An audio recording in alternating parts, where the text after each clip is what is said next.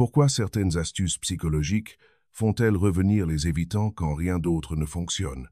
Parfois, les plus petits changements dans votre façon d'agir avec quelqu'un modifient complètement la manière dont il vous perçoit. Pas de gestes spectaculaires, juste des réponses différentes face à des situations familières. Avec les évitants, ces petits changements de réponse comptent encore plus. La façon dont vous gérez leur distance impacte directement s'ils se rapprochent ou s'éloignent davantage. Il ne s'agit pas de les réparer, il s'agit d'ajuster ce que vous faites. Aujourd'hui, je vais vous présenter 7 approches spécifiques de psychologie inverse qui changent la façon dont les évitants vivent la relation. Chacune aborde un point de déclenchement différent dans leur schéma de distanciation. Si c'est vous qui avez toujours poursuivi, toujours pris l'initiative, toujours fait plus d'efforts pendant qu'ils se retiraient, ces stratégies vont complètement transformer votre approche. La première approche consiste à arrêter de poursuivre émotionnellement quand ils se ferment. Les évitants se déconnectent émotionnellement comme mécanisme de défense. Ils ressentent quelque chose d'inconfortable et créent immédiatement une distance intérieure. La réponse habituelle consiste à essayer de les ramener par des questions, des réassurances ou une discussion émotionnelle. Qu'est-ce qui ne va pas? J'ai fait quelque chose. Il faut qu'on en parle. Chacune de ces tentatives les pousse plus profondément dans leur coquille. La poursuite émotionnelle déclenche leur peur centrale que les relations signifient être submergées par les besoins et les sentiments de quelqu'un d'autre. Arrêter de poursuivre émotionnellement ne signifie pas être froid ou distant vous-même. Cela signifie leur donner de l'espace pour traiter sans ajouter votre énergie émotionnelle à la situation. Quand ils se ferment, vous restez présent, mais vous ne poursuivez pas leurs sentiments. Vous restez cohérent dans votre propre comportement sans exiger qu'ils s'ouvrent, tout s'explique. Cela crée de la sécurité. Les évitants ont besoin de savoir qu'ils peuvent avoir leur expérience intérieure sans que quelqu'un essaie de la gérer, de la réparer ou de les forcer à la partager. Quand vous arrêtez de poursuivre leurs émotions, ils se sentent moins piégés. L'ironie, c'est que cet espace leur permet souvent de se reconnecter par eux-mêmes. Sans pression pour performer émotionnellement, il leur devient plus facile de réellement ressentir et éventuellement partager ce qui se passe en eux. La deuxième approche se concentre sur le maintien de votre propre vie quand ils se retirent. Les évitants testent les limites en créant de la distance. Ils reculent pour voir ce qui se passe, pour vérifier si l'autre personne va paniquer, poursuivre ou rester stable. Quand quelqu'un annule des projets et que vous libérez immédiatement votre agenda, en attendant qu'il reprogramme, cela envoie un message. Cela lui dit que vous êtes disponible quand il décide de se montrer, que votre vie tourne autour de sa disponibilité. Cela intensifie son inconfort, car cela confirme sa peur que la proximité signifie perdre son indépendance. Maintenir votre propre vie signifie avoir réellement des projets quand ils réapparaissent. Vous prenez des engagements avec des amis, vous planifiez des activités, vous remplissez votre temps avec des choses qui comptent pour vous. Quand un évitant reprend contact après une période de distance, vous n'êtes pas toujours immédiatement disponible, non pas parce que vous faites semblant d'être occupé, mais parce que vous l'êtes vraiment. Ce changement transforme complètement la dynamique. Ils commencent à vous voir comme quelqu'un qui a une vie bien remplie et qui n'est pas assis à attendre qu'il décide quand la connexion se produit. Cette perception vous rend plus attirant, pas moins. Les évitants sont attirés par les personnes qui n'ont pas besoin d'eux pour être entières, qui ont leur propre monde qui existe indépendamment. Quand vous démontrez cela par vos actions, ils ressentent moins de pression et plus d'intérêt sincère. La troisième approche implique d'égaler leur énergie au lieu de compenser leur retrait. Quand les évitants reculent, la réponse automatique est d'augmenter les efforts. Ils envoient moins de messages, vous en envoyez plus. Ils annulent des projets, vous suggérez des alternatives. Ils semblent distants, vous essayez plus fort de vous connecter. Cette compensation crée un déséquilibre que les évitants peuvent sentir. Ils sont déjà mal à l'aise avec la proximité.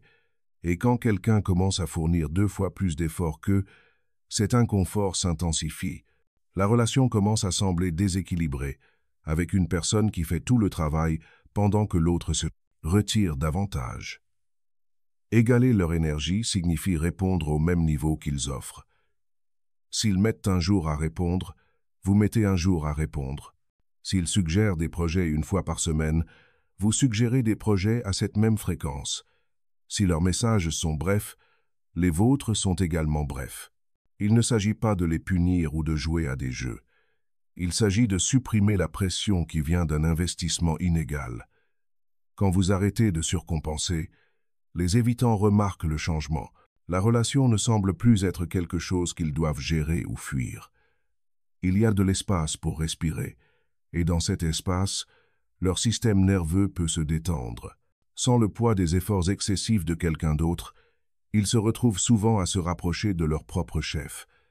La quatrième approche se concentre sur être véritablement à l'aise avec la distance. La plupart des gens disent qu'ils sont d'accord avec l'espace, mais leur comportement montre le contraire. Ils acceptent de donner de l'espace à un évitant, puis passent ce temps à surveiller anxieusement la relation, à vérifier constamment leur téléphone, à analyser chaque petite interaction, à attendre des signes de reconnexion. Les évitants peuvent sentir cette anxiété, même quand elle n'est pas directement exprimée. Être véritablement à l'aise avec la distance signifie réellement utiliser ce temps pour vous-même. Vous vous engagez dans vos propres intérêts, vous vous connectez avec d'autres personnes, vous vivez votre vie sans que la relation soit au centre de vos pensées. Il ne s'agit pas de faire semblant de ne pas vous soucier. Il s'agit d'avoir suffisamment de sécurité et de concentration sur vous-même pour que la distance temporaire ne vous déstabilise pas. Quand vous démontrez un véritable confort avec l'espace, les évitants le ressentent. La relation cesse d'être quelque chose qui exige une attention constante et un travail émotionnel. Ils peuvent prendre du recul sans s'inquiéter des répercussions, et paradoxalement, cette liberté les pousse souvent à vouloir avancer. La distance devient quelque chose de neutre plutôt que quelque chose chargé de tension, et dans cette neutralité, ils trouvent l'espace pour vraiment vous manquer et choisir la proximité. La cinquième approche implique de les laisser prendre l'initiative après le retrait. Quand un évitant crée de la distance, le réflexe est d'être celui qui reprend contact, qui rompt le silence, qui reconstruit le pont. Cela vous met dans la position d'être toujours le connecteur, toujours à gérer la continuité de la relation. Cela renforce également leur schéma de se retirer et d'attendre que quelqu'un d'autre fasse le travail de reconnexion. Les laisser prendre l'initiative signifie que vous ne reprenez pas contact après qu'ils se sont retirés. Vous n'envoyez pas de message amical pour prendre des nouvelles. Vous suggérez pas de vous voir. Vous ne rompez pas le silence pour apaiser la tension. Vous attendez qu'ils fassent le pas. Ce changement est inconfortable au début, car il signifie accepter l'incertitude. Vous ne savez pas s'ils reprendront contact quand ils le feront ou ce qu'ils diront quand ils le feront.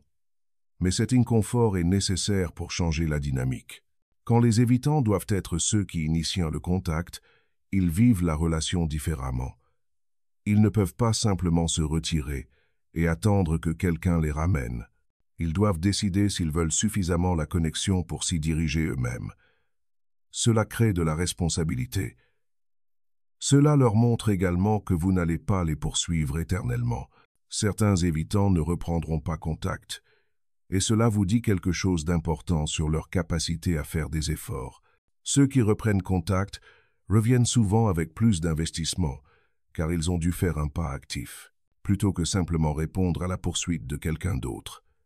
La sixième approche se concentre sur le fait de ne montrer aucune réaction à leur comportement chaud-froid. Les évitants oscillent entre proximité et distance. Ils se rapprochent, puis reculent. Ils sont chaleureux et engagés, puis soudainement retirés et indisponibles. Cette incohérence est leur façon de gérer l'inconfort avec l'intimité. La réponse typique est de réagir à ces changements avec une émotion visible: douleur, confusion, frustration, anxiété. Quand ils reculent, vous montrez que cela vous dérange. Quand ils se rapprochent à nouveau, vous montrez du soulagement et un investissement accru. Ces réactions empirent le cycle, car elles ajoutent du poids à chaque mouvement que fait l'évitant.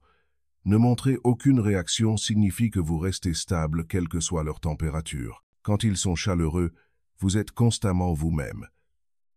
Quand ils sont froids, vous êtes toujours constamment vous-même. Vous ne célébrez pas leur proximité ni ne pleurez leur distance. Votre état émotionnel ne dépend pas d'où ils se trouvent dans leur cycle. Cette stabilité change tout pour un évitant.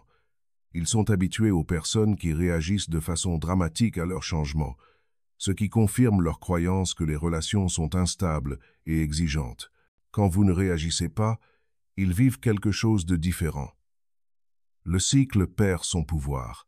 Ils ne peuvent pas utiliser la distance comme moyen de tester votre stabilité ou de mesurer votre investissement, car vous restez stable de toute façon.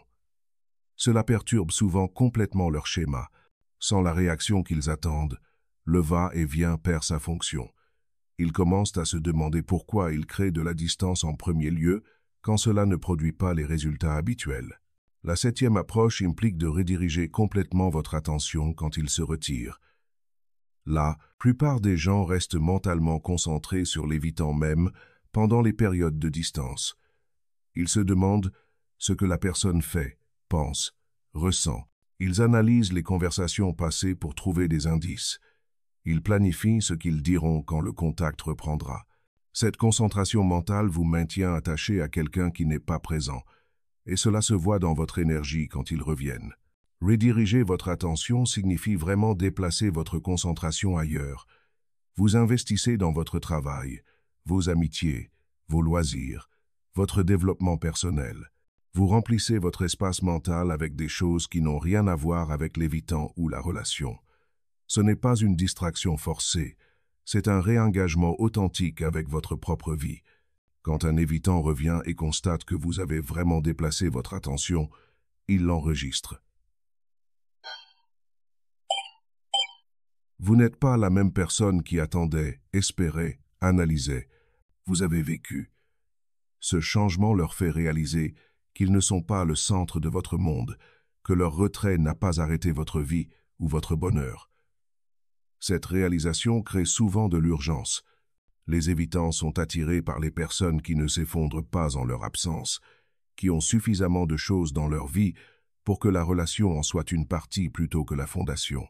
Quand vous démontrez par votre énergie et vos actions que vous avez redirigé votre attention, ils répondent souvent en essayant de récupérer une partie de cette attention.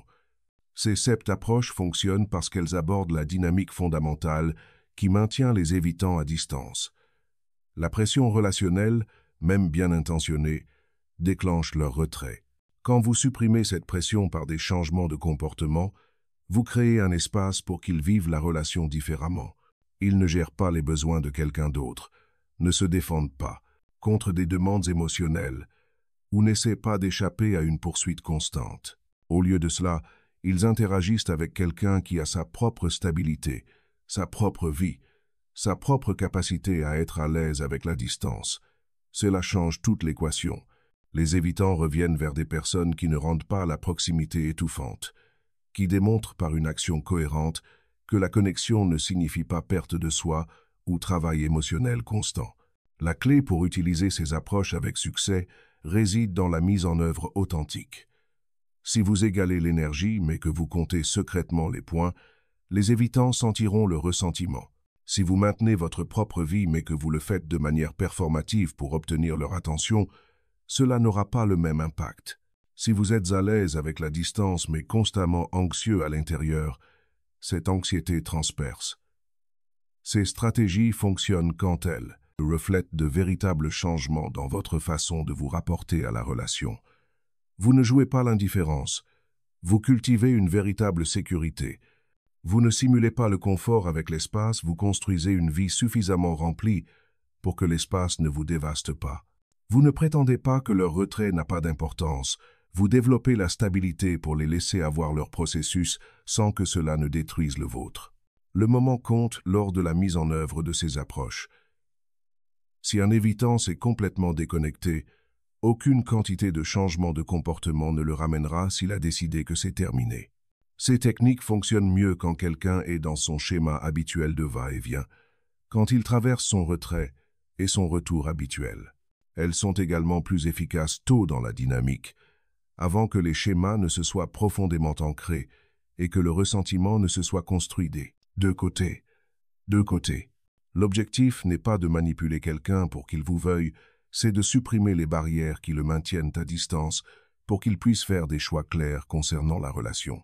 Certaines relations avec des évitants ne survivront pas à ces changements, et c'est une information importante. Quand vous arrêtez de surcompenser, certains évitants ne feront pas de pas en avant. Quand vous les laissez prendre l'initiative, certains ne reprendront pas contact. Quand vous maintenez votre propre vie, certains prendront cela comme confirmation qu'ils doivent sortir complètement. Ces résultats vous disent que la relation survivait uniquement grâce à vos efforts, que l'évitant n'était pas disposé ou capable de vous rencontrer avec un investissement réciproque. Ce sont des données précieuses. Il vaut mieux savoir tôt que quelqu'un ne se présentera pas pour la relation que de passer des années à poursuivre quelqu'un qui fuit. Les approches fonctionnent mieux en combinaison qu'isolément. Égaler leur énergie, tout en maintenant votre propre vie, crée un effet plus fort que l'une ou l'autre approche seule. Arrêtez la poursuite émotionnelle, tout en ne montrant aucune réaction à leur cycle, renforce le message que vous n'allez pas vous engager dans leur schéma de distanciation. Être à l'aise avec la distance, tout en les laissant prendre l'initiative, place la responsabilité de la connexion sur les deux personnes plutôt que sur une seule. Ces stratégies créent un changement complet dans la dynamique relationnelle plutôt que d'ajuster simplement un élément. Comprendre vos propres schémas d'attachement compte lors de la mise en œuvre de ces approches. Si vous tendez vers l'anxieux dans les relations, ces techniques seront inconfortables, car elles vont à l'encontre de votre instinct de poursuivre et de vous connecter. Vous devrez travailler sur votre propre sécurité pour les mettre en œuvre, authentiquement plutôt que de simplement résister à l'inconfort par la force de volonté. Si vous tendez vers le sécure, ces approches pourraient sembler plus naturelles, car elles s'alignent avec la façon dont les personnes sécures se rapportent déjà avec du confort autour de l'espace, sans poursuite excessive, avec leur propre vie comme fondation.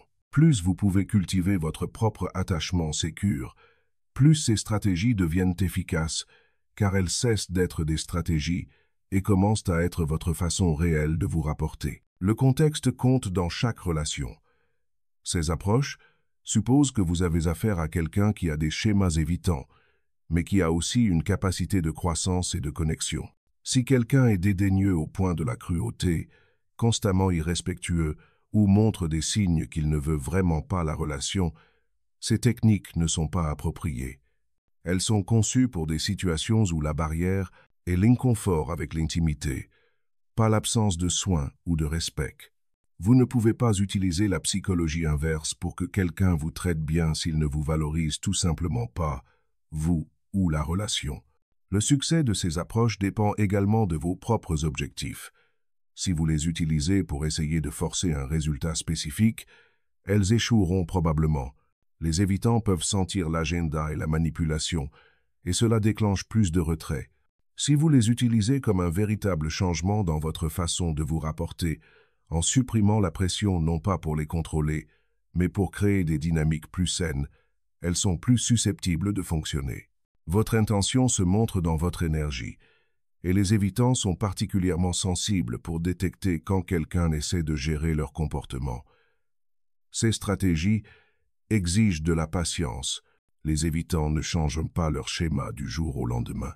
Vous pourriez mettre en œuvre chacune de ces approches et voir toujours le même retrait initialement. Le changement prend du temps, et les évitants ont besoin de vivre la nouvelle dynamique de façon cohérente avant de commencer à répondre différemment.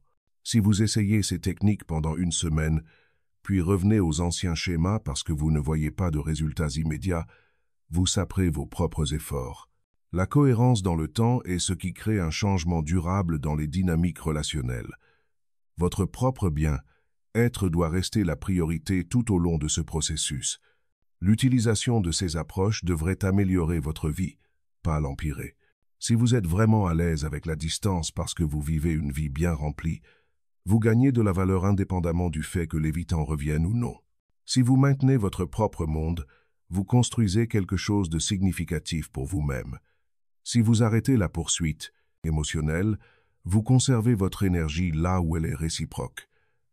Ces stratégies devraient vous servir en premier et potentiellement affecter la relation en second. Au moment où elles deviennent une question de sacrifier vos propres besoins ou votre bonheur pour gérer les schémas de quelqu'un d'autre, vous avez perdu le fil.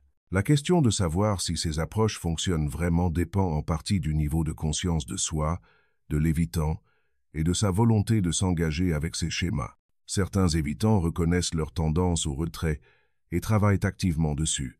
Avec ces personnes, créer de l'espace et supprimer la pression leur permet souvent de faire ce travail et de revenir avec plus de capacité pour la proximité. D'autres évitants n'ont aucune conscience de leurs schémas et aucun intérêt à les examiner. Avec ces personnes, ces approches pourraient créer des changements temporaires, mais ne résulteront pas en un changement durable car la personne ne fait pas son propre travail interne. Une partie de ce qui rend ces techniques efficaces est qu'elles créent des conséquences naturelles pour le comportement évitant. Quand quelqu'un se retire et que vous continuez à vivre votre vie heureusement, il fait l'expérience de la réalité que son absence ne vous dévaste pas. Quand il oscille entre chaud et froid et que vous restez stable, il perd le pouvoir que l'incohérence lui donne habituellement. Quand il s'attend à ce que vous le poursuiviez et que vous ne le faites pas, il fait face au choix de fournir des efforts lui-même ou de perdre la connexion. Ces conséquences naturelles enseignent aux évitants quelque chose d'important sur les relations qu'elles nécessitent un effort mutuel, que le retrait a des coûts, que vous ne pouvez pas maintenir une connexion tout en créant constamment de la distance. L'apprentissage se fait par l'expérience plutôt que par l'explication ou l'argument, ce qui rend plus probable un véritable changement de comportement. Un autre élément qui renforce ces approches est qu'elles forçant les deux personnes à voir la relation plus clairement. Quand vous arrêtez de compenser le faible effort d'un évitant, vous obtenez des informations réelles sur son niveau réel d'investissement. Quand vous les laissez prendre l'initiative, vous apprenez s'ils sont disposés à se diriger vers la connexion ou s'ils ne s'engagent que lorsqu'ils sont tirés. Quand vous maintenez votre propre vie, vous découvrez s'ils sont attirés par vous en tant que personne ou simplement à l'aise avec quelqu'un qui fait d'eux le centre de son monde. Cette clarté profite à tous les concernés. Vous ne devinez pas l'intérêt ou la capacité de quelqu'un, vous le voyez démontrer par ses choix et ses actions. Ces techniques vous protègent également de l'érosion graduelle du soi qui se produit dans les dynamiques de poursuite-retrait. Quand vous poursuivez constamment quelqu'un, en vous ajustant pour gérer son confort, en vous faisant plus petit pour réduire son anxiété concernant la proximité, vous perdez le contact avec qui vous êtes en dehors de la relation. En maintenant votre propre vie, en restant cohérent quel que soit leur cycle, et en les laissant prendre la responsabilité de la connexion, vous préservez votre sens de vous-même. Vous restez ancré dans votre propre identité, besoins et valeurs. Cet ancrage est attrayant pour les évitants, mais plus important encore, il vous maintient en bonne santé quelle que soit l'issue de la relation. En fin de compte, la psychologie inverse avec les évitants ne consiste pas à les piéger dans la connexion. Il s'agit de supprimer les éléments de poursuite et de pression qui déclenchent leur retrait, créant un espace pour qu'ils choisissent la proximité sans se sentir piégés par elle. Quand ces approches fonctionnent, elles fonctionnent parce que l'évitant vit la relation comme quelque chose de différent, moins exigeant, moins étouffant, moins menaçant pour son autonomie. Ce changement permet à leur système nerveux de se détendre suffisamment pour vouloir réellement la connexion plutôt que de constamment se défendre contre elle. Si vous avez été coincé dans le cycle de poursuite-retrait avec un évitant, essayer ces approches vous donne des informations de toute façon. Soit l'évitant répond à la pression réduite en se rapprochant, ce qui vous dit qu'il y a du potentiel pour que la relation évolue. Soit il ne répond pas, continue à se retirer, ou sort complètement, ce qui vous dit qu'il n'était pas disposé ou capable de vous rencontrer avec un effort réciproque. Les deux résultats sont précieux. L'une vous donne une voie à suivre avec de meilleures dynamiques. L'autre vous donne la clarté qui vous permet d'arrêter d'investir dans quelque chose qui ne fonctionnait pas. Laissez un commentaire partageant votre expérience avec les schémas évitants dans les relations. Avez-vous remarqué l'une de ces dynamiques se déployer? Que s'est-il passé quand vous avez essayé de créer plus d'espace au lieu de poursuivre? J'aimerais beaucoup entendre votre point de vue. Si cette vidéo vous a aidé à comprendre quelque chose sur vos dynamiques relationnelles, cliquez sur le bouton j'aime et abonnez-vous pour plus de contenu sur les schémas d'attachement et la psychologie relationnelle. Merci d'avoir regardé.